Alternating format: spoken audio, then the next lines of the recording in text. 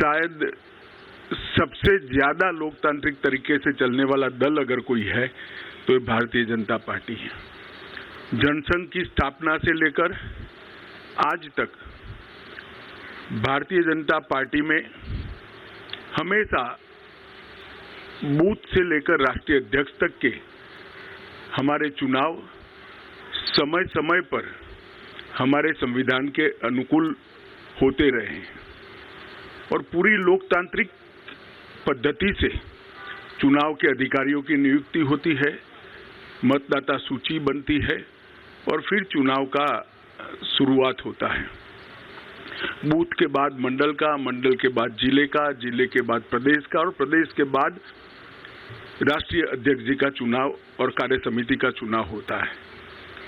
परंतु ये वर्ष सदस्यता अभियान का भी वर्ष है और हर साल हम चुनाव के पहले नई सदस्यता करते हैं। हमारी सदस्यता का कार्यकाल 6 साल का होता है। 6 साल जब समाप्त होते हैं तब पूरी सदस्यता नए सिरे से होती है और जब 6 साल नहीं होते हैं तब इसमें सदस्यों की बढ़ोतरी के साथ बूथ को, मंडल को और जिले को वैधानिक मान्यता मिलती है।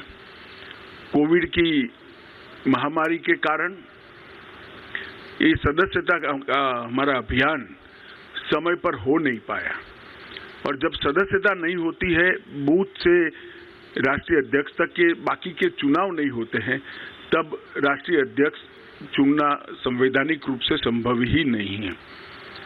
कई बार भूतकाल में भी इस प्रकार के अलग अलग मौकों के कारण राष्ट्रीय अध्यक्ष के कार्यकाल को एक्सटेंशन दिया गया। इसी परंपरा का अनुसरण करते हुए श्री जगत प्रकाश नड्डा जी को राष्ट्रीय कार्यकारिणी ने आज सर्वानुमत प्रस्ताव किया है। श्री राजनाथ सिंह जी ने इस प्रस्ताव को रखा और सभी भारतीय जनता पार्टी के सदस्यों ने इसको हर्ष ध्वनि के साथ सर्वानुमत से स्वीकार किया है कि जगत प्रकाश नड्डा जी को जून 2024 तक भारतीय जनता पार्टी के अध्यक्ष के रूप में इनके कार्यकाल को बढ़ोतरी की जाए। नड्डा जी 20 जनवरी 2020 को राष्ट्रीय अध्यक्ष बने। अध्यक्ष बनने के बाद इस सदी की सबसे बड़ी महामारी, वैसे देखें तो 20वीं सदी की भी सबसे बड़ी महामारी कोविड का सामना पूरे देश को करना पड़ा।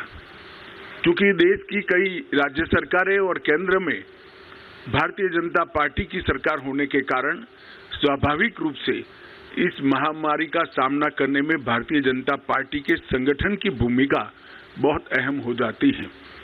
नड्डा जी के नेतृत्व में भारतीय जनता पार्टी का पूरा संगठन बूथ से लेकर राष्ट्रीय स्तर पर सेवा ही संगठन है, इस मंत्र के साथ काम में जुटा।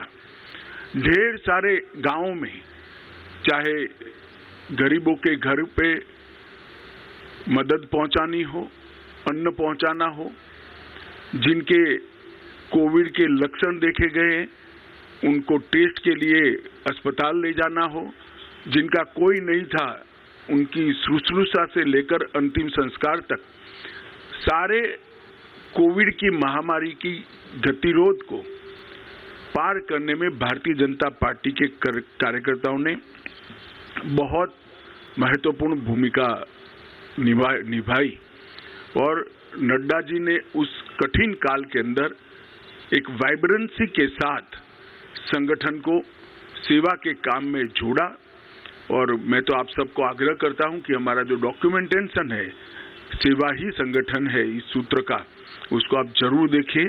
तो आश्चर्यजनक तरीके से एक राजनीतिक दल का संगठन किस प्रकार से महामारी में सेवा कर सकता है, उसका ज्वलंत उदाहरण भारतीय जनता पार्टी ने नड्डा जी के अध्यक्षता में देश के सामने रखा, दुनिया के सामने भी रखा।